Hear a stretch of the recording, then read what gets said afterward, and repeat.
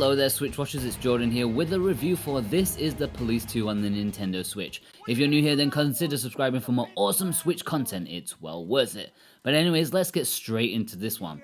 The story is a heavy focus in This Is the Police 2, and despite being very interesting overall, it could well host one of the game's biggest flaws. The first thing is that this is a direct sequel to the original This Is the Police, also released on the Nintendo Switch. That's not necessarily a bad thing, of course, but I would say you would do yourselves a favour to acquaint yourself with that game first before trying your hand at this one. I personally didn't play it, and I felt the opening couple of hours lost a lot of their impact on me thanks to the references, characters, and pretty much the entire reveal of the first game's ending that tells me you're missing out, and I felt that I did.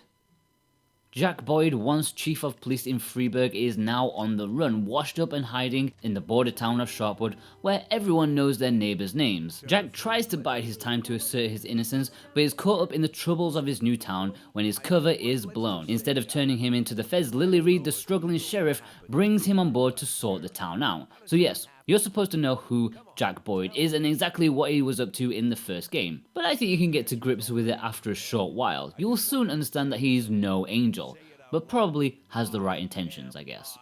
The story is somewhat interesting, and I was fascinated right from the beginning, although after a few hours my interest began to wane significantly. One of the reasons is the writing of the story. It has the right intentions, hits the right beats, and humanizes characters with a strong opening, which is all good, but the writers really try to imitate real life speech too much. This is the game of the ellipses. It's just unfinished sentence after unfinished sentence as Jack and Lily mince around their words, having 3 false starts before they actually say something that they mean to. I get that this is trying to be realistic, but when the game's length is probably doubled for the fact that the characters can't get their words out, it's a bit of an awkward problem. I just wanted to shout at the TV, spit it out, man. You want me to... Well, I guess I'm asking. You want me to get to work? I'll still be here in the morning, and in the morning well, we'll figure this out. The second thing was certainly just how dislikable the cast of characters are. While Jack and Lily do have their niceties, I still didn't come out liking them, and the rest of the supporting cast and the town itself is just so unlikable. The cops you work with are lazy, drunkards, and uncooperative. Their well-being and the city that they protect become far less important to you than you would expect them to be in a game like this. You just don't care about anyone, and so it's difficult to get involved with the story as a whole, which is a shame. So moving on to the gameplay, what made an initial impression on me was just how varied and diverse they've tried to make the gameplay for This Is the Police 2. There's a cacophony of genres ranging from graphic visual novel stuff, management simulation, crime solving, and even full-on turn-based strategy segments. The first couple of hours of your time with the game will be sent toing and froing between different sections of gameplay, each bookended by long, drawn-out cutscenes. It will take a while before you get into the real flow of the gameplay in the form of directing officers around town to deal with a varied amount of different issues, whether it be domestic dispute, theft, or even an armed robbery. There are lots of varied crimes going on around this small town, almost too much to make it convincing. There is an overall narrative that is played out, usually after every day, but the day-to-day management is definitely busy work. After being blackmailed, it's up to Jack to keep earnings up in order to stop his secrecy being blown. That is the main goal, and you'll only find that out after a good couple of hours. It's interesting as you send cops around the town of varying levels of competence in different areas and resolving issues in ways that you see fit. Do you want to taser the perpetrator, shoot him, or negotiate his surrender? This can depend on your conscience or personal morality, or even depend on which cops you actually send out. If you've only got cops who can shoot well but not negotiate, you may have to resort to that for the fear of the criminal getting away or potentially killing an innocent bystander and you being punished for doing so. It's a fantastic concept, but it has major, almost unforgivable flaws, at least from my perspective. To put everything into one wholesome pigeonhole, literally everything is against you. Now I'm all for challenge. In fact, I hate games that are too easy, but This Is the Police 2 is just unlikable in the hurdles that you have to overcome to get somewhere. In fact, I don't even know if it's difficult or not. Maybe it's just a facade, but the way it presents the challenges is so annoyingly churlish and fundamentally intent on stopping you from having fun that I honestly can't believe they went down this route. I'm not going to sit here and list all of the small, almost childlike, spiteful holdbacks the game throws at you, as that would take too long, but here are a handful. Much of it stems from the cops that work for you. As mentioned earlier, they are lazy, insubordinate, and unprofessional. The fact that some of them refuse to turn up for work when you select them for shifts the next day, despite their stamina being fine. Some ask for a day off to go to the pharmacy in the next town to clear their STD. Some of them refuse to be sent out to a call with certain other cops, whether it be because they don't like them, trust them, or refuse to be sent out with a female cop. It's ridiculous. You are constantly under-resourced because of their refusal to cooperate with you.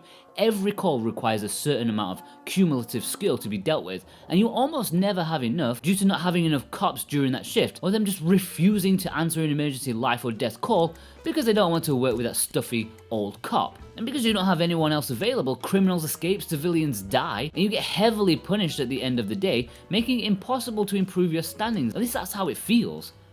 I get that strategy simulation games are supposed to have hurdles, like SimCity having disasters and such, but this is just so grossly in-your-face spiteful that I genuinely struggle to enjoy it. It's playable, and I'm sure those who can get over the annoying hurdles and see them as tasty challenges to overcome will probably enjoy it in this aspect more than me.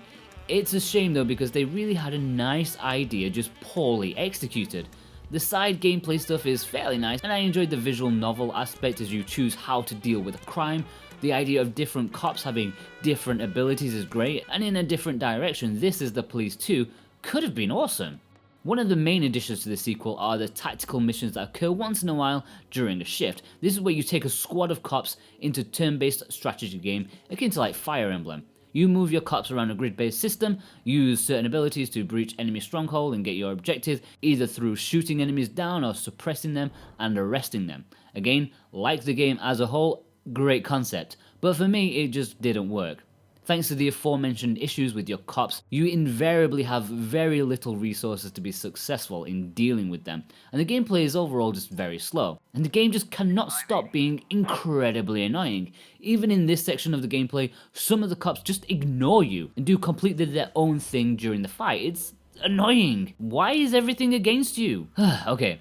I do have to admit there is a nice use of HD rumble in This Is the Police 2. I was surprised at how immersed I felt in the cutscenes just by the small taps here and there from the controller feedback. Anytime there's a knock on the door, you can really feel it in your hands. I guess it's basic stuff, but it really added something to me. The audio in This Is the Police 2 is probably one of the highlights for me. The soundtrack is superb and very noticeable thanks to the less hands-on gameplay. It has epicness and quirkiness in equal measure, from lounge, jazz, synth music and even American rock, tied together with lots of ambient tenseness. It has just about it all. It's a top soundtrack and one very listenable to outside of the game for sure. There is a lot of voice acting here, although it's not throughout, but enough to up the level of production for this game. It's okay, I didn't wholly enjoy it, but I'm guessing that's more to do with the script than the actual delivery. Even the guy who voiced Duke Nukem couldn't save Jack Boyd's non-stop ellipses from failing to impress, despite the obvious quality in the actor. Visually, the game is very distinct. I kind of like the blank-faced characters used in the cutscenes, and the lack of detail put into some elements, and even like the flat pastel colours used in this game. The cutscenes range from impressive in an almost rotoscoped way to awkwardly long static images that really could have done with a little more movement here and there. I like how it looks, a fair bit. But the longer I ruminate on the visual style, coupled with the cold border town setting, I really can't unsee South Park in this game. When I think of the cops' portraits and some of the situations that happen in Sharpwood, all I can think about is South Park. And it does take quite a bit of edge off the game for me. Had it been in a different location, I wouldn't have put the two together, but now I can't take them apart. As for value, it's a surprisingly long game. You'll easily get 20 hours or so out of this one, so you don't have to question the game's length. If anything, that may be more of a detriment more than an advantage. It goes on for a long time, as you no doubt know by now. I'm not exactly enamored by the gameplay or story, so it's not worth it for me. If you can look past the gripes that I said, then you'll get a fully packaged game here for a decent price.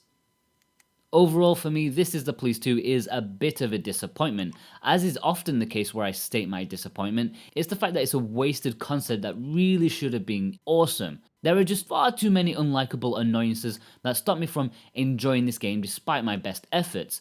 Everything tries its best to get in the way of fun or empathy for what's going on in this game. Its overall presentation is great, though despite me comparing it to South Park, and you can see a lot of effort has gone into this one. It just fails to live up what it should be. For me, it's a 5 out of 10. I think if you can get over the nonsense that this game throws at you, then you will probably enjoy it a lot more, but I just could not get past it. Well, there you have it, guys. I hope you enjoyed my review of This Is the Police 2. If you did or found it useful, then click that like button and leave a comment below telling us what you think. Have I been a little bit too harsh on it? Can you look past those flaws? If you're new here, then we would be honored if you could click that subscribe button to join us on our Switch reviewing journey. I've been Jordan from SwitchWatch, and I'll see you guys next time. Take care.